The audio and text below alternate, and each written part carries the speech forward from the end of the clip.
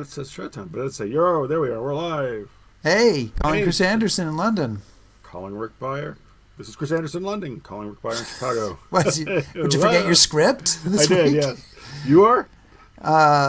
I'm in Chicago. I'm Rick Beyer. This is History Happy Hour. Welcome, Chris Anderson. And if anyone else is here or planning on coming, welcome to you guys too. So we'll wait a moment for people to join us and to get started and post something to let us know you're here. And we're here talking about history every Sunday at 4 p.m. Eastern. Where are we? We are on the Stephen Ambrose Historical Tours Facebook and YouTube pages. And all of our broadcasts are also archived on the History Happy Hour webpage. So there. Chris, who do we have joining us? Well, I'm happy that we have Marcus Boyd, our friend John Matthew, Kevin, Doreen, Deborah, Jean. Chris and Jean. Wow, look at that. You've got friends, Rick. I think, got Doug McCord is ready. Doug is probably piling up the list of questions to ask. I can feel it now, Doug. Or he's, yeah. Look at them all. Oh, look at that. Ann Martin Schaffner, my dad was in the Ghost Army, and Ann, I don't think we've spoken, so I sure hope you will be emailing me at some point after this show. And Cynthia Glass is there, and with Richard Katz, and Richard's father was also in the Ghost Army, so that's cool. And, we've got lots of people, Chris, joining us. Mike from Normandy. And so it's what time is it? It's time for some intro music, I think.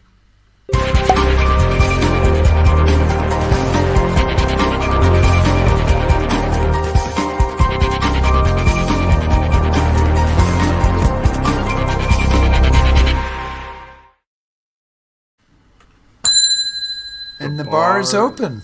What are you drinking? I'm drinking beer at That's Antihero IPA. In my PsyOps glass in honor of our topic today, which I'm sure that you will introduce, but I just want to mention that we do have a suspension of one normal History Happy Hour rule today, which is that we're going to take one drink at the beginning and not one every time we mention the subject of today's show. Yeah, the Scottish play. Right. So, everybody, I have to do the formal introduction for those of you who haven't had a chance to virtually meet Rick before. Rick is the author of the book. I'm going to do some reading here. The Ghost Army of World War II, How One Top Secret Unit Deceived the Enemy with Inflatable Tanks, Sound Effects, and Other Audacious Fakery. Tom Brokaw, who's a guy, I don't know, did he write anything? Is he important?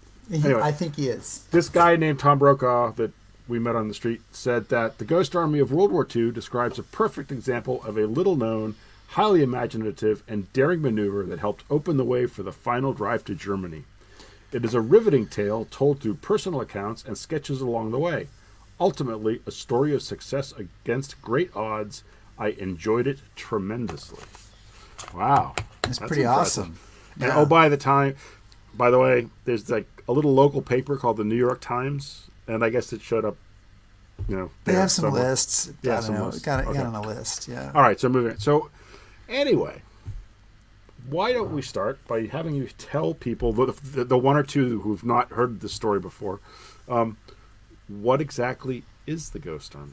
Well, thanks, Chris. And I'm really happy to have a chance to talk about this here and not have to drink every time I mention Ghost Army. But when I talk about the Ghost Army, I'm referring to, specifically to an American deception unit that fought in World War II, the 23rd Headquarters Special Troops. And the phrase the Ghost Army is sometimes used to describe other things, including the Operation Fortitude D-Day deception.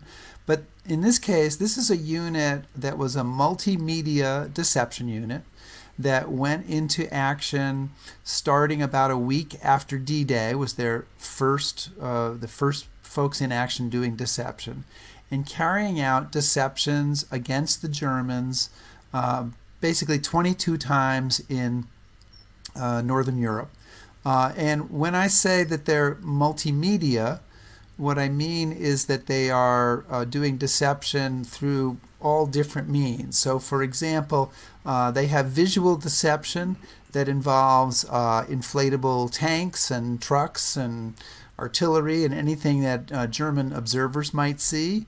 They have sonic deception that involves like playing sound effects at night of trucks and tanks moving in. They have radio deception where they're playing all sorts of radio games and doing fake radio messaging. And they have a fourth kind, we will talk about it a little later, fourth kind called special effects. And the purpose of all this deception, I mean, why do you bother to have deception on the battlefield, is to basically throw the Germans off balance, to disrupt their intelligence, to convince them that American troops are here when they're really here, or to convince them that there are American troops in a spot where there are no American troops. So it's a force multiplier. It's a chance to put yourself at the greatest possible advantage on the battlefield.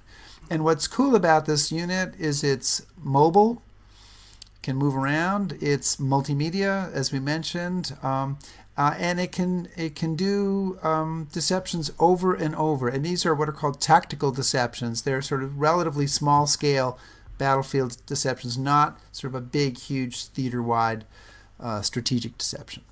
Well, so thanks for stealing all my future questions there, Rick. But you can still ask them because okay, I can go into detail about any of those things. No, but I could also just keep talking if you wanted to just relax and have a drink, Chris. No. So let's start kind of backing up a bit. Obviously, it's a little-known unit, or it was anyway, until you did your book and your documentary.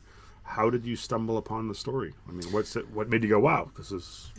Yeah, so I was introduced to a woman named Martha Gavin back in 2005 by my friend Mark Tomizawa. And Martha's uncle was in this unit. His name is John Jarvie, and he was in the 603rd Camouflage Engineers, the visual deception part of the unit. And it's interesting, her son had just kind of discovered this, Martha's son, and he had done a report on the Ghost Army for school, and he was really excited about it, and she was excited about it, and she said, somebody ought to do a documentary film on this. And so my friend Mark said, well, I can introduce you to my friend Rick. And so I met Martha, and we met in March 2005 at a Starbucks in Lexington, Mass, where I lived, and she had an armload of 3-ring binders, and they were her uncle's wartime stuff. Everything, that he'd saved. Everything. Photos. He was an artist, so there were artworks of different kinds. There were documents and everything, and I got really drawn into it. So I decided to try to make a film about it.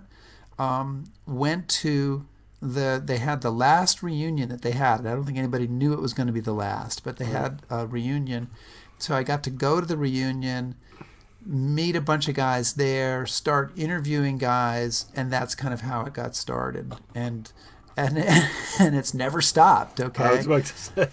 I mean, we joke about it, but I always say I don't know if if I'm holding on to the Ghost Army or the Ghost Army's holding on to me.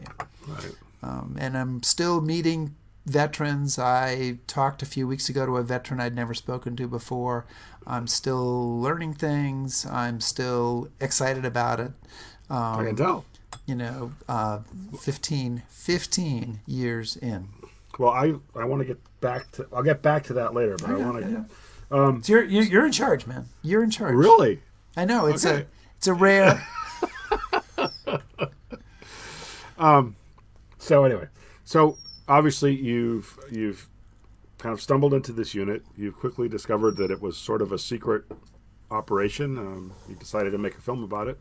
It's not as if there are big files of here's all the top secret information about the Ghost Army.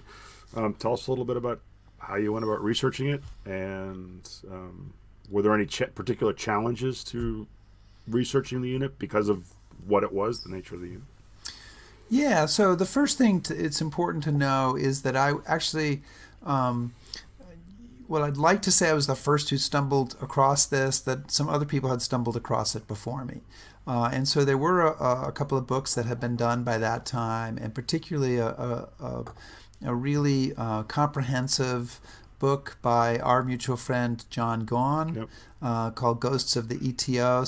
So that was a good starting point. And in John's really excellent footnotes, they pointed me towards the National Archives, that there are, in fact, about 4 boxes. The shelf width, I have to change our picture here to do this, but the shelf width is about this wide of boxes, and that's the entire paperwork for this unit. That's not a fishing story, right? In World War II. No. Okay. And I mean, you might get another regimental unit, and it's 10 boxes like that. But this is 4 skinny boxes of paperwork that included a fantastic document that is now on the Ghost Army Legacy Project website, ghostarmy.org, which is the official history of this unit. And that's kind of it's kind of the base text for anybody who's writing about this, is the official history. And it's a very funny official history, which is really unusual for U.S. Army units. Official histories are usually written in very dry prose, and this is written in kind of a delightful style. And it was written by a man named Fred Fox, who was an officer in the unit, later became a minister, later worked for Dwight D. Eisenhower, he of sainted memory. And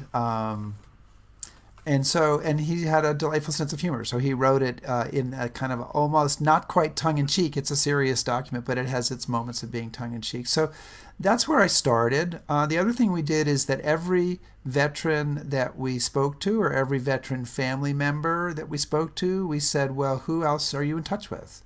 And spread that out through other family members and other veterans, and tried to build a group of veterans that we were in touch with, and asked the veterans what materials they had. And Chris, I know you'll appreciate this, because I know you've done very similar things, but the willingness of folks to send stuff was unbelievable. And I think about Bernie Mason, who just passed away at age 99, I think.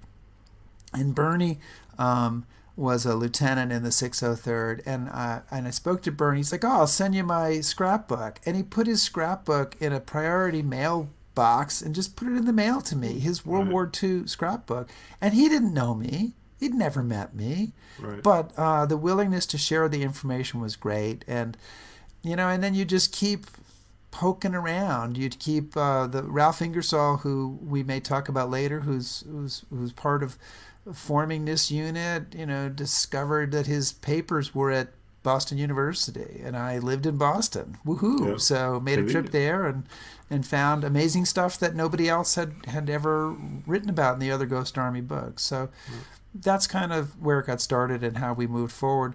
And since then, I've also, I've tried to visit the battlefields. I've tried to expand the search. We are still researching and still learning about the veterans in the unit. So now, for folks who don't know, I mean, this is this amazing combination of, ordinary Joes off the street and some incredibly gifted and talented artists, creators, people.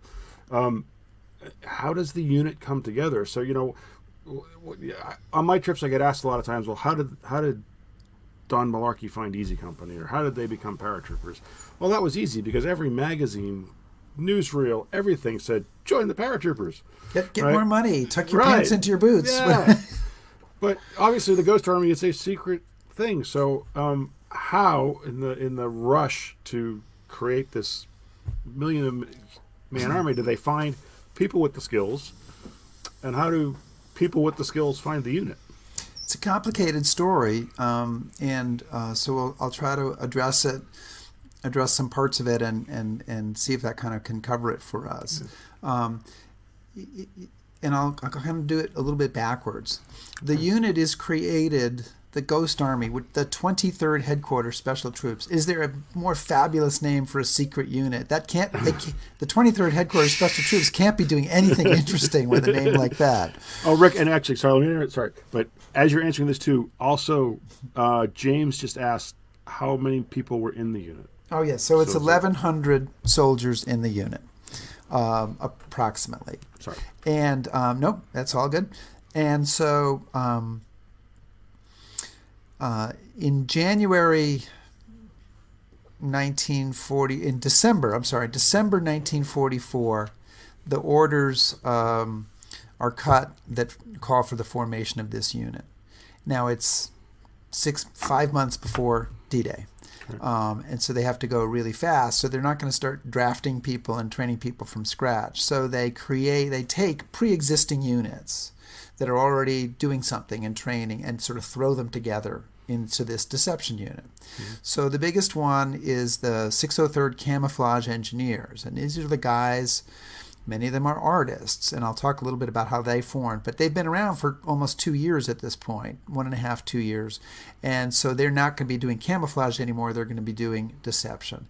There's a signal company that's out in California that is brought in, that we're just going to take this signal company, and we're going to do that. The Sonic Deception Company was kind of a different idea, the 3132nd that did Sonic Deception. They are training separately at Pine Camp in New York, and they have in the Sonic Deception Company, they have a lot of the folks from the Army Specialized Training Program, the ASTP, that shut down and had all these smart people in it, so they grabbed as many as they could for the Sonic Deception Program. So they put all these pre-existing units together. Now, the one that has all of them have really interesting people in them, and in many cases talented and skilled people. But the one that people really think about a lot, I think, is the camouflage unit that has the artists in it. And at the beginning of the war, there is actually some advertising going on saying if you're an artist, you may, and some word of mouth stuff going on, you may want to try to find your way into a camouflage unit. Right. Some colleges art schools offer camouflage classes. Yeah, so in Pratt does, right? Yeah, Pratt does. I think Cooper Union did. I think some others did. And so they are sort of doing some training even before the war starts, even before Pearl Harbor. I mean, that starts really in 1941, I think. And so there's a pipeline from some of the art schools into the camouflage unit. And so that's how a lot of the artists end up there. In some cases, it's simply a case of in the radio unit, they decided that what they really needed were high-speed radio operators. So they transferred a bunch of guys out of this signal company whose job would have been laying cable and doing stuff like that they didn't need. And then they brought in people with an MOS, an Army speciality of being a high-speed radio operator, like a 766 was the code. That's the MOS for an Army high-speed radio operator. What? So I mean, it's a combination. You have some sort of advertising, if you will, or recruitment for the camouflage unit. You have some cases where officers are simply out there. How can we find smart guys who can kind of figure this stuff and put it in? And there's probably just some that's pretty much dumb luck. I love Jack McGlynn, who was from Medford, Massachusetts, said he was offered a chance to stay in a stateside unit or go with this weird psychological operations sound unit. He didn't really know what it was going to be. Right. And then he was at a church or something, and a woman who was the mother of a friend of his came up to him, and her son had been killed. And she said, "How can you be here when my son was killed over there?" And Jack said, "I decided I was going to get in the unit that was going to go overseas because I didn't want to deal with that sort of thing." Yeah. So it's a whole bunch of different stories. Well, it's always kind of amazed me with this unit and also a lot of these specialized units. People would always criticize the Army and joke about why the guys got selected to do certain things. But the fact that as the Army's going from nothing to eventually 16 million people in uniform, how they're actually organized enough to find some of these people, right? It's pretty amazing. And, there's a lot of jokes about the Army and its ability to handle things like this. And Bernie Mason, who I mentioned before, when he was in basic training, he remembered the sergeant said, "Is there anybody in this company who's an artist?" And Bernie raised his hand. And he was assigned to paint the garbage cans for the next 5 days. And he said, "I never raised my hand in the Army ever again." Right. But on the other hand, there really is, I think, a remarkable, I don't know exactly how they did it, but they do manage to kind of root the right people to the right units in so many of these different cases, and it's really quite extraordinary. It is. Moving back, and I should have asked you this earlier. You should have, whatever it is. Whatever I don't know why it is. you didn't. I'm always sorry, everybody. Rick will take over again next week. But Rich Randall asked, and I won't put the question out because it's a pretty simple one. But whose bright idea is this? Right? I mean, just right at the very basic level, whose idea is it, and how do they convince the Army you got to have this? And Rich thinks that's a simple question because sadly, it's just a short one. So it's a really great question, Rich. Thank you very much. And it's as far as I can tell, it's two guys, two officers, two American officers, Colonel Billy Harris and Major Ralph Ingersoll. And I want to say, first of all, that obviously the deception has got a long military history going back to the Trojan horse, but specifically in World War II, the British had done a lot of deception. And in the case of tactical deception, they had done something called Operation Bertram in northern Africa at the Battle of El Alamein. And that is probably, Ralph Ingersoll was in Africa. I think it's clear that was in some ways the inspiration for creating this unit. But you've got these two officers, and they're in London, and it's summer fall 1943. And they're really kind of a marriage of opposites. So Ralph Ingersoll is a very flamboyant civilian who's now become an Army officer. He was a publisher. He was an author. He was a journalist. He was very famous.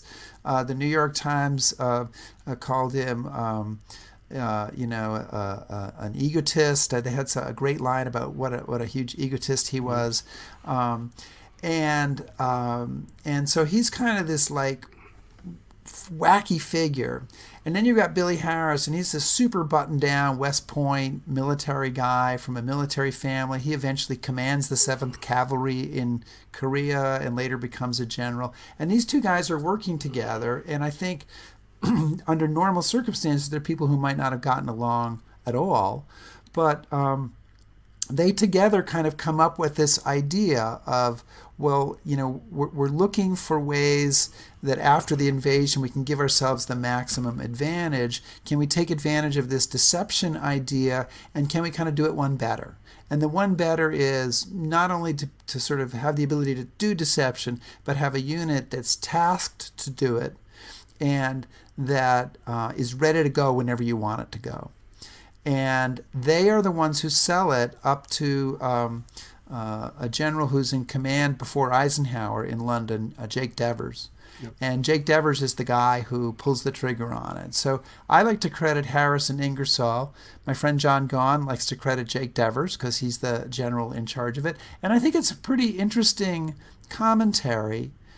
We don't always think of the Army as being open to creative thinking. I don't think that's people's view. But in this situation with a lot of lives on the line, and the fact that if it had gone wrong, for people could have pointed a finger and said, you stupid idiot, what were you thinking? And you're crazy having done this. Very high level people, including Devers, including ultimately Marshall and Eisenhower, gave the okay to this, gave it priority so that it would be ready to go into action. And I think that speaks a lot of the command of the U.S. Army in Europe during World War II. Yeah. Oh, now I had all these great questions in sort of a chronological order, which... Oh, it's very hard to deal with this story in a chronological order. I'm now going to throw them all out the window because we've been getting some great questions from folks, and I want to post them. Please. So this one here is our training session for Chris to do the posting of questions. Well done, Chris. If I blow it up. Look at it. Hey! Woohoo! All right. So should I read it to you? You should, because okay. I can't read that. Oh, okay. I mean, I can when I have to, but... This is from Phil.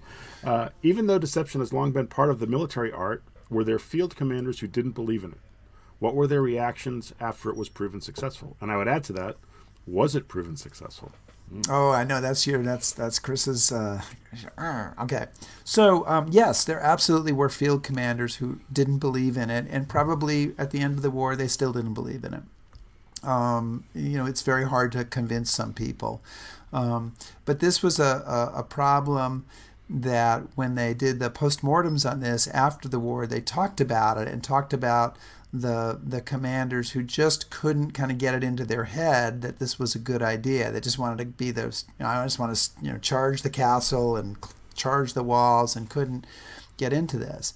Interestingly, there's one general in World War II in Europe who is totally on board with deception. He's a guy that the deception planners said, he was the easiest person for us to work with over there. He was always, willing to do what was needed to be done in the interest of the overall picture.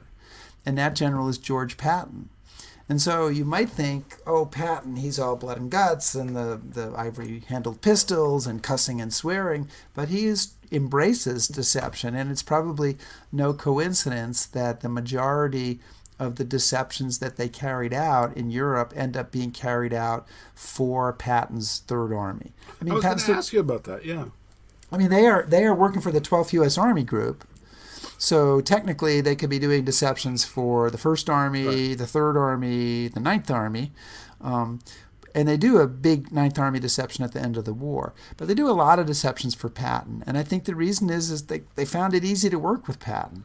And they do deceptions for the 8th Corps under Patton, so there was probably also a relationship with the 8th Corps Command. Did you ever come across anything from anybody in First Army saying, hey, we got something going on up here, we could use your help? Or is it just... Not so far. Not that I've seen. And then there could be stuff out there. There's a lot of research that could still be done. Sure. But I want to address your addition to the question, which is, was it successful?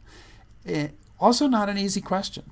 Right. Because how do you prove a negative? How do you prove that if you're trying to prevent an attack and no attack takes place, did you prevent it, or were the people who were going to attack really just off at the bar that night having a drink and not planning to attack? I think there's a couple of deceptions that they did. One at the end of the war, Operation Viersen along the Rhine River, their biggest deception.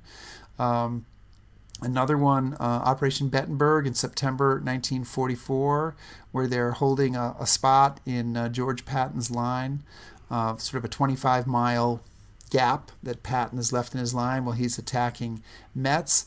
And another one, going backwards, but another one, Operation Brittany, in August 1944, where they're trying to make it seem like Patton is moving in one direction and he's really moving in the other direction. And I believe that those three certainly were successful, and other ones might have been successful too. And part of it is how do you define success? Because you don't have to convince the enemy for very long for it to be success. And I use the football analogy that if you can, with a head fake or something along the line in football, if you can get another player to get a half-step advantage on him, that can be all it takes. So maybe you're only fooling the enemy for half a day. Maybe you only have them confused about it, not really fully convinced, but that might be enough to hold up their actions and therefore put you in a better position. So let's kind of do a hypothetical, I guess, because one of the things about this unit that you read about that comes out is just how complex these things were. This isn't a simple operation.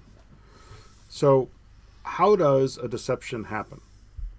Like how do the guys in the 23rd know, okay, we've got a mission, and then what do they do to make it happen? So I'll take a specific deception as an example. One of the ones I know the most about, Operation Bettenberg in September 1944.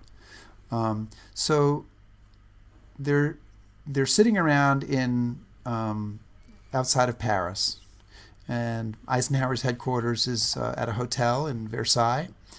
And the commander of the 23rd, one day, I'm going to say September 15th, it's around that time, he gets summoned to the offices of the Special Plans Branch of the 12th U.S. Army Group with Billy Harris and Ralph Ingersoll and probably some other people. And he is told that there's a gap in Patton's line and he needs to go fill it for a few days before they can get a real division in there. So he comes back and alerts his officers, and they're in Saint-Germain-en-Laye, so that's not too far from Versailles. And they essentially, that's at noon. By 4 p.m., they're on the road. They have all their trucks, they have all their stuff. They're in a convoy, which takes 2 days to get to Luxembourg. And they arrive at Luxembourg along the front lines at about 10 o'clock at night. And that is the mission that has basically been handed down is you're pretending to be a combat command or 2 combat commands of the 6th Armored Division. And so they're probably already making plans as they are driving there, as they're getting ready to go. They arrive there at night. They immediately start. They've already started with radio deception as they're coming in with the radio trucks mimicking the 6th Armored Division radio. Mm-hmm. When they arrive, they immediately launch sonic deceptions to make it seem like tanks that are moving in. Just like a real division or regiment, they've sent people in advance who've scouted locations for them to bivouac, set up a headquarters, set up tank parks, whatever you would have to have. And they've studied all this for a division. And so they kind of go into action, and by early in the early hours of the morning, overnight, they're setting up the inflatables. So they've already done the radio, they've already done the sonic. Now they're doing the inflatables, and then they're going to start doing other stuff. Going in and out of town, traveling their trucks along the road. They would put the bumper markings on their vehicles for the division that they're impersonating. So in this case, when they were impersonating the 90th Division, you're putting 90th Division markings on the vehicle. And that's how they get go. And in that case, they tie their radio networks in with the real radio networks. They also do, that's for fake messaging. They also tie in with wire, cable to the real headquarters so that they can communicate. And then they're ideally and they were in this case, they're in pretty constant communication with the real Army headquarters so they can coordinate with them. So, one of the things that you touched on this, especially with the picture, that I found really interesting was this 4th type of deception. Because when they go, that's not part of their operation. They're not trained to do that. Right. So it shows an evolution in the field of what they think they're going to need. The other thing I thought was really interesting, that we focus a lot on the inflatable tanks because, well, they're just really cool. But as the war goes on, of course, we have air superiority. So that becomes less and less important because any German plane that appears over the front is going to get shot down and they're not going to see them anyway. But you talk about this 4th type of deception. What is it and how does it come about, and kind of where does it fit into the scheme of things? Right, and so it is really interesting, and I will talk about the 4th type of deception, but I'll say one sentence before that as the inflatable tanks, and this is just one from Operation Brest in August, and I love how you see how it's camouflaged and yet you can still see it, so it's pretty realistic looking inflatable tank. Right. As the inflatable tanks become less important, a couple of types of deception become more important, and one is the radio deception. And just to mention that is a big part of what they did. It's the least sexy thing. Sending out fake radio messages by Morse code is just not sexy. And it is probably one of their most effective forms of deception. Right. And so, a shout out to the radio guys, the radio trucks, George Dramis, who's still alive, and the other radio operators. They did a great job. But everybody in the unit is involved in this 4th type of deception, which is called special effects. And the basic idea is this. We've gone to war with these 3 types of deception. So we can fool the German observers from church towers or airplanes. We can fool the listening posts across the river. We can fool the guys on the radio. But what happens if the Germans have left some spies around as they've retreated to Germany who are watching? And if they don't see tanks, if they don't see soldiers, if they don't see something going on, those people will kind of hurt your message. So they developed this idea of special effects, which is we're gonna put the bumper markings on our vehicles, and drive them back and forth through town. We're going to create phony counterfeit shoulder patches, and these are some of the actual counterfeit shoulder patches that they created from the scrapbook of Seymour Nussenbaum, and we're going to put them on our guys, and our guys are going to go into a cafe or go into a water point, where you collect the water for your unit, meet with the mayor of the town, whatever, wearing those shoulder patches. We're going to create phony headquarters, because if a regiment is in an area, if the 119th Regiment is in an area, you need to have a regimental headquarters. And so if you look at this picture, this is a fake headquarters. And the things that make it look real, well, you have an MP to the right of the picture. You have a Jeep with 119th regimental markings, 30th Division, 119th Regiment.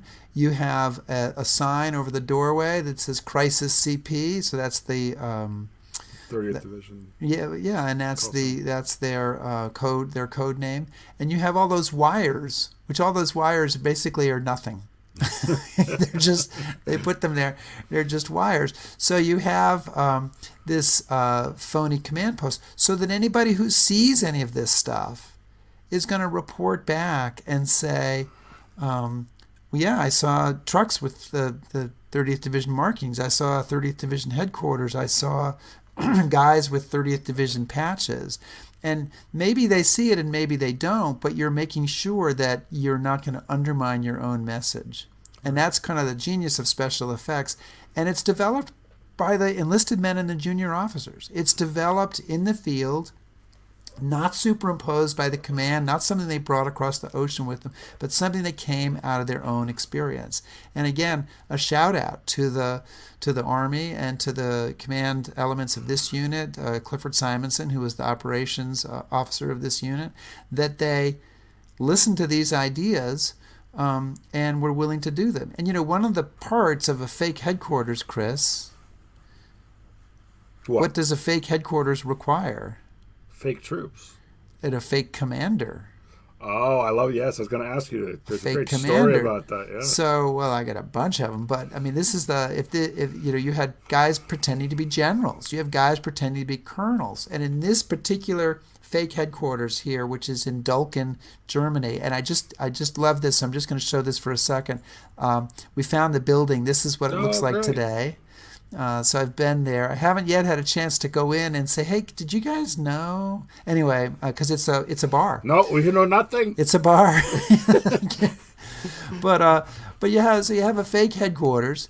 You need a colonel in this case, and the colonel in this fake headquarters was played by a captain named George Reb. And George is, I don't know, he's a West Point grad, but he's probably 24, 25. I mean, he's very young, right? Yep. He's just out of West Point. And he's wearing, he's in there coming in and out from time to time, and he's impersonating a colonel. And a couple of other American officers who happen to be West Point classmates of his are in the area, and they're trying to get directions or something, and they discover he's there, so they go in to say hello, and they're captains, and he's a colonel.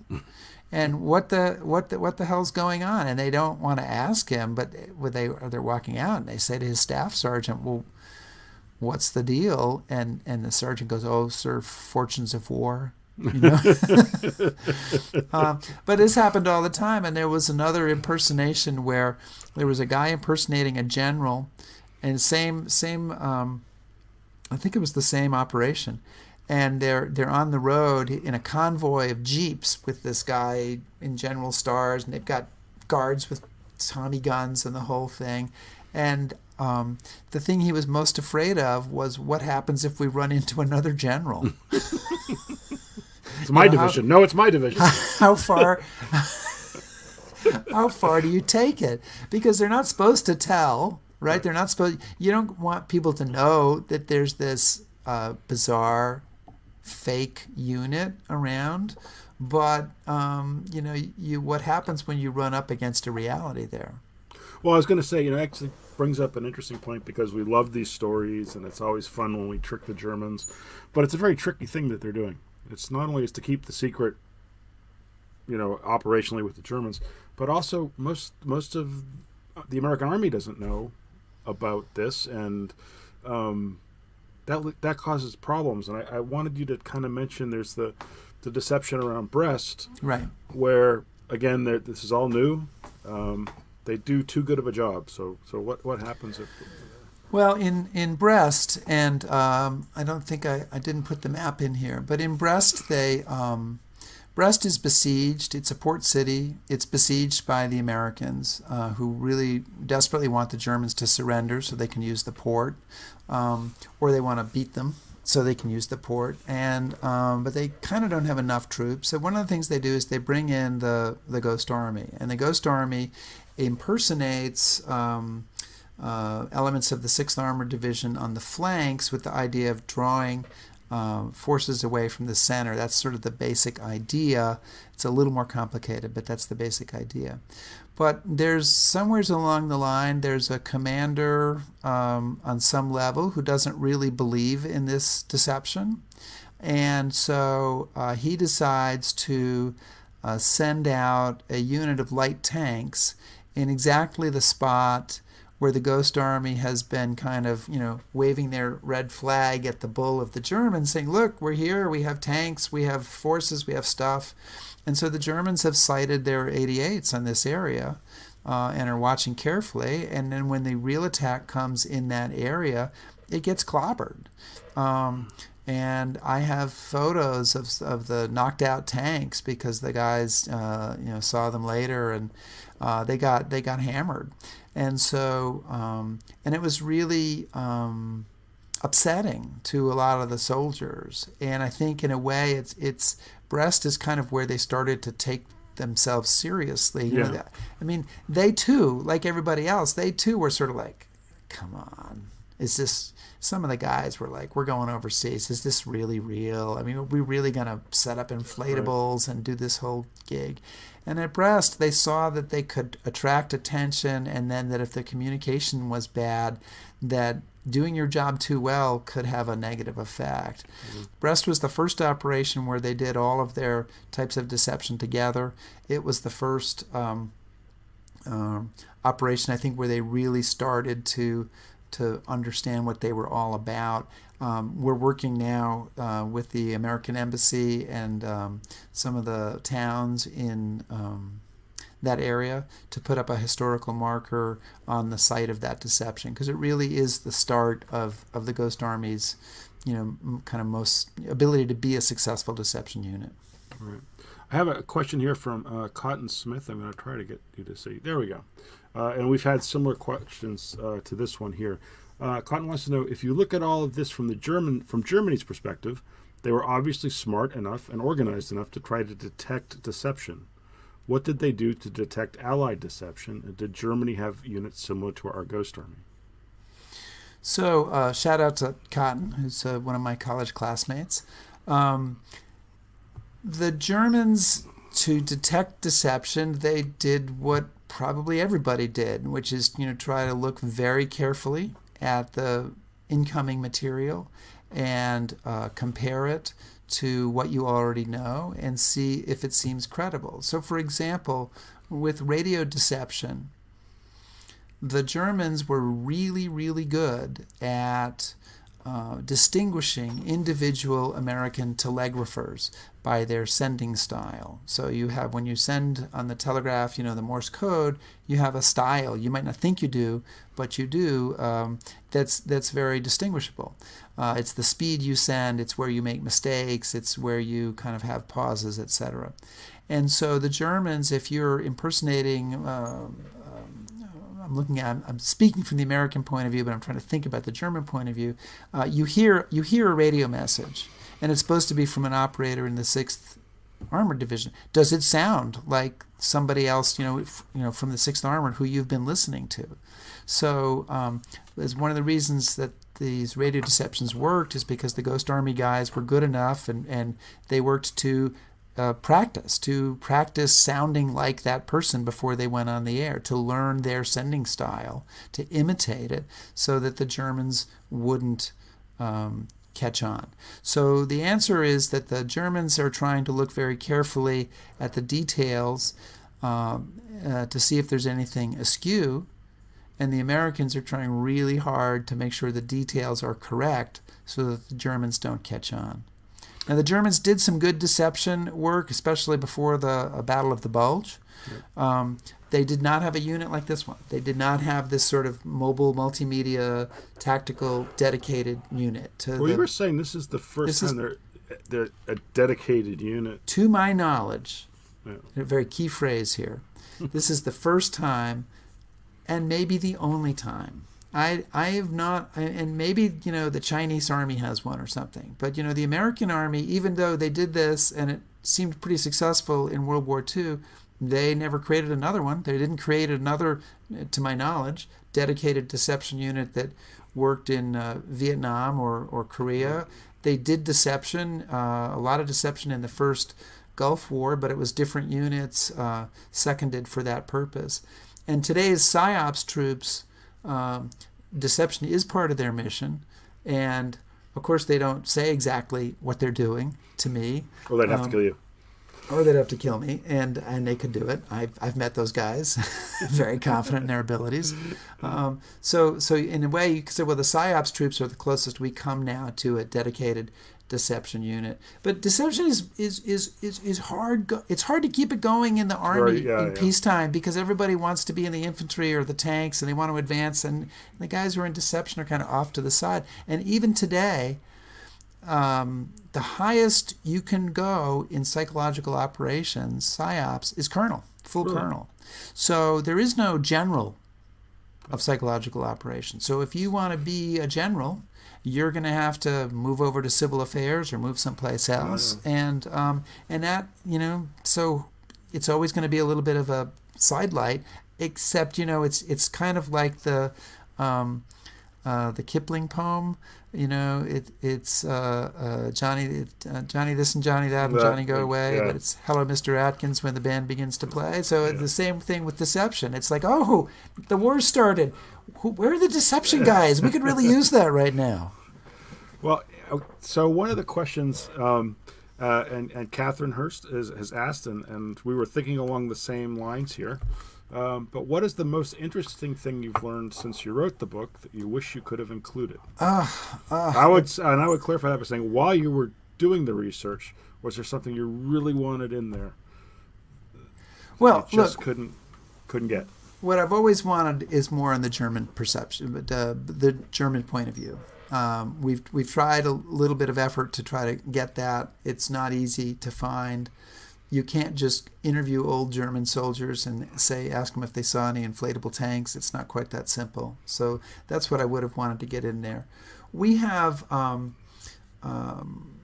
a bunch of things. I mean, I showed a picture of the fake patches, and a lot of my knowledge of the crew that made the fake patches and how they did it and the processes they used and how many they made all came after the book came out, and that came through Seymour Nussenbaum, and so that was a really fascinating thing. I discovered last year a series of messages between Eisenhower and Marshall's headquarters about the priority for this unit. Kind of interesting stuff. Eisenhower, and it's not Eisenhower personally, but Eisenhower says, I want this unit on this particular convoy in May so that they're going to get here in time. And Marshall cables back the same afternoon, like, okay, we can do that, but we'll have to displace 1,000 combat pilots. And then Eisenhower goes, okay, I'll take the combat pilots, but then they got to be on the next convoy, which they were. And so it was kind of interesting to realize that the degree to which it was important. It wasn't worth 1,000 combat pilots, so it wasn't that important. But it was still important enough that came through. And we've also been doing a lot of research, and in fact, Kathy Hurst has been doing some of the research into the lives of individual Ghost Army soldiers after the war. And there's some really interesting stuff there, too. I think that we knew there were a lot of artists in the unit, but there's more than we thought there were. There were people there are also sort of dancers, and people being doctors, fashion designers, architects, they had a dancing section? They didn't, but there were people who became dancers. Okay. And so they had scientists. They had a lot of interesting people. So it's really interesting to learn more about the sort of the variety of people who were in the unit. And it's kind of amazing that 1,000 guys, that they ended up doing all this incredible stuff after the war that they did, but they had this incredible variety of people in the unit. Also, really interesting, it has absolutely nothing to do with the Ghost Army particularly, but probably 20 to 25% of these guys had parents who were foreign born. Mm-hmm. You know, it's a different country 75 years ago. It's much closer to the immigrant experience than it is today for the big part of the country. There were 22 guys in this unit who were born overseas, most of them in Europe. You know, they were from Russia and Romania and Germany and Italy and France and Britain. And so that's been interesting to learn. So, I mean, none of this is stuff that's at the heart of, like, we didn't discover the deception that never came off, or we didn't discover that they really saved the war or something. No, but you're finding out more about the unit. More about the unit, and like as I said, we were doing. Kathy was doing research into a veteran named George Dramis, and we discovered that George Dramis was alive. Hey, So George, I called him wake up. I called him up. Here's how I'll do the research. I'll give him a call. And he started telling us about some things. And one thing he told us about was he confirmed a story I'd heard from another veteran about a shelling that hit the mess tent and injured a bunch of guys during an operation. And I'd always wondered if that story was really true, because this veteran had told it, and I'd never heard anybody else tell that story. And then here's somebody, you know, years later and 1,000 miles away telling the same story. So that's always kind of cool to get that sort of confirmation. So we've gotten this question a couple different ways, but I'll ask it to you now. Were the guys in the unit, is part of the reason that it's not well known to your book, was that they weren't allowed to talk about it? Were they allowed to talk about their war? So a lot of the guys were told not to talk about it. I'm going to say a lot and not all, because some of the guys say they weren't told that. And it's very clear that everybody in the Sonic unit got pretty strict orders. It's very clear that all the officers had pretty strict orders. It's less clear that every single person in the camouflage unit was told that. But there was a general, at least an understanding that to keep it on the down low, or keep any details of it on the down low. So a lot of the guys did not talk about it for 40, 50 years after the war. And literally, people got married and were married for 25 or 30 years, and their wife passed away, and the wife never knew about it. We've talked to families recently whose father died in the 80s or early 90s and never mentioned it, and they had no idea, in one case, until we contacted them. Another veteran, didn't know he could talk about it until he saw the documentary on PBS. I guess that's a clue. They trusted you? He trusted PBS. Yeah. So a lot of them didn't talk about it. And it was classified until 1996, and despite the classification, there were the occasional article that mentioned it, the occasional person who talked to a newspaper through the years. We've tracked maybe half dozen articles like that. But the Army, I think, managed to do a pretty good job of keeping it very, very quiet until they decided they didn't need to do that anymore, which probably came about simply because enough time had passed and tactics have changed, and the things that it would reveal are no longer that important. Well, one of the things, another question I had that I found very interesting in the book is you talk about the unit coming home at the end of the war. And they came home as a unit. That's kind of unusual. So a lot of units, obviously my example is Easy Company, the guys ship home individually on points. But the Ghost Army gets shipped out of the ETO pretty quickly and as a unit. Have you come across any indication that they were going to be deployed to the Pacific, or was there a reason? So they were going to be deployed to it. They brought them back in June, I think. Yeah. Brought them back. They burned all their inflatables in Europe because they were going to be issued with new ones.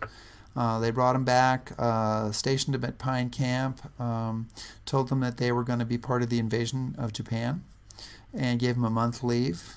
And toward the end of that month leave, the atomic bomb fell. And so they came back knowing that they were probably not going to have to go to Japan. They were slated to be part of the invasion. Shortly after the bomb fell, there was a message from Eisenhower's headquarters saying he no longer had need of their services. And I think that everybody in that unit was happy that that bomb fell. Absolutely. I'm just gonna, I'm not commenting on it one way or the other, but I'm saying Sure. that they had come through Europe with 4 people died, three killed in action, 1 an accident, several dozen, badly wounded, and lost to the unit. They did not think they were going to be that lucky if they were doing deception in the invasion of Japan. So they were pretty happy about the way things worked out. So, question we have much further up the list, and I'm not going to try to scroll because I'll lose it. Very simple question, but early on, somebody wanted to know if you could explain that really nifty pin you have on your vest there. Yeah, absolutely. So it's kind of an interesting story too, and I'll show And it. you can also let people know where they can get their very own. I'm sure that we can provide them. This is a Ghost Army pin, and it is this design appears on the cover of the official history of the unit that's in the National Archives. And then that cover has this design on it, surrounded by drawings of the patches of every unit they impersonated. And it's both divisional and corps patches, and it's 36 patches in all. And so we don't know who designed it. There's been some discussion that it was Fred Fox, who we mentioned earlier, or that it was somebody else. We're not sure. But it appears on their cover. People ask about the name, the Ghost Army. They say, well, did they call themselves that in the war? Absolutely, they did not. But does the name date from the war? Well, this is the insignia on the cover of the official history, which was written in November 1945. And there's an article, because somebody talked, and I mentioned that about secrecy, and there was an article that originally appeared in the Worcester Telegram in August 1945 called, Ghost Army, Fool's Enemy, and Neatest Trick of War or something. So the idea of the ghost and the phrase Ghost Army date from the time of the war. Again, not precisely sure of the origin of it. Okay. I have another question here from our good friend Ted. Kind of one of those nice big end of questions here. Ted wants to know, are there any estimate on the number of Allied casualties prevented by the efforts of the Ghost Army? Has anyone taken a stab at estimating such a hypothetical?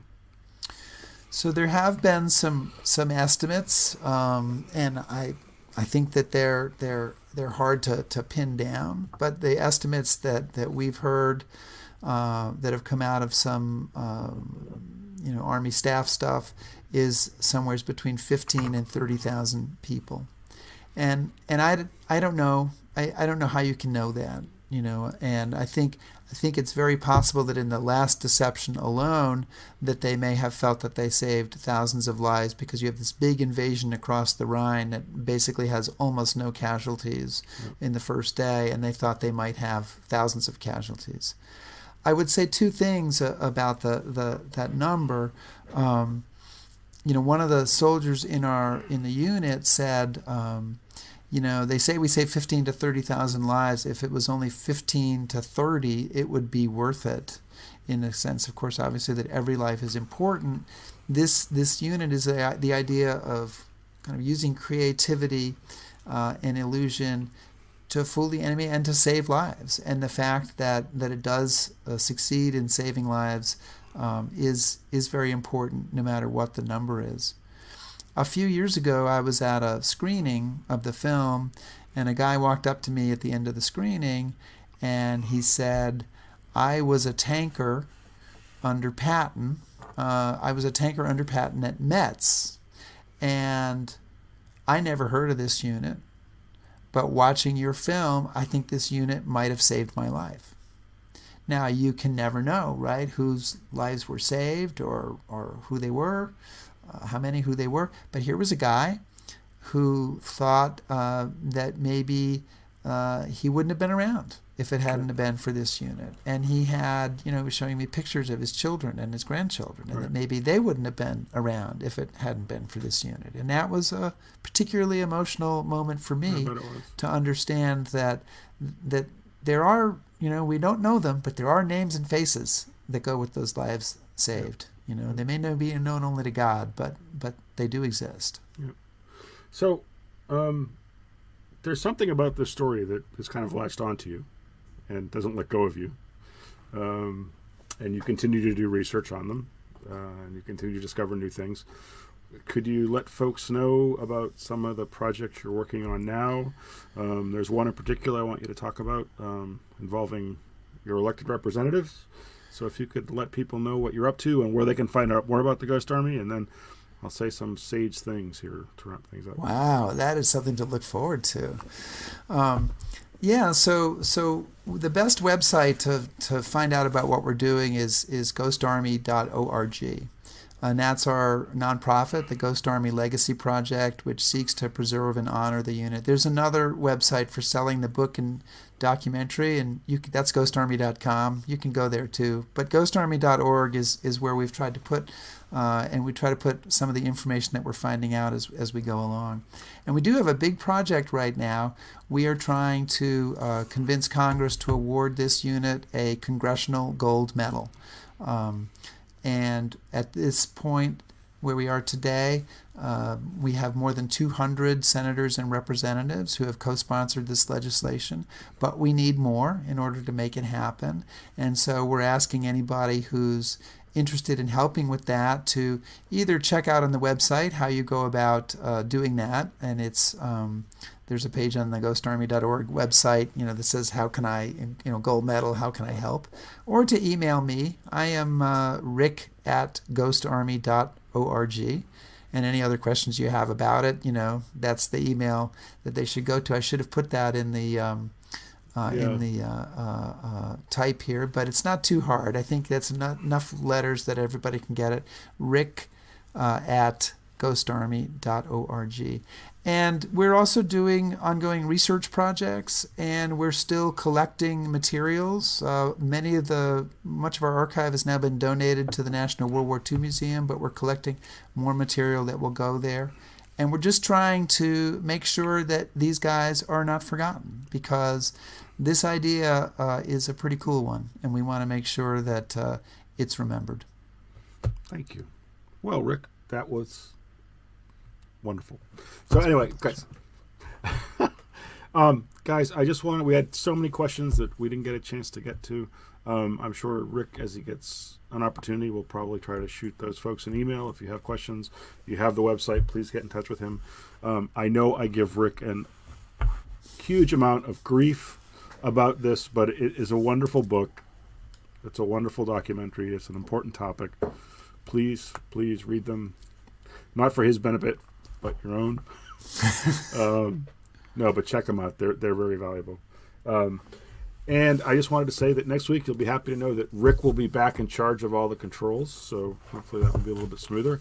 And our topic is going to be Gunpowder and Glory, which is it's a really fantastic story about one of the most remarkable characters you're ever going to want to meet in World War I. Industrialist, pilot, bombardier, commando, spy, you name it. Frank Brock did it. So and look, it's got zeppelins and searchlights and fireworks, and I mean it's unbelievable story. It really is. So please tune in for that. Have a safe week, and we'll see you all next week. Thanks, everybody. Thank you.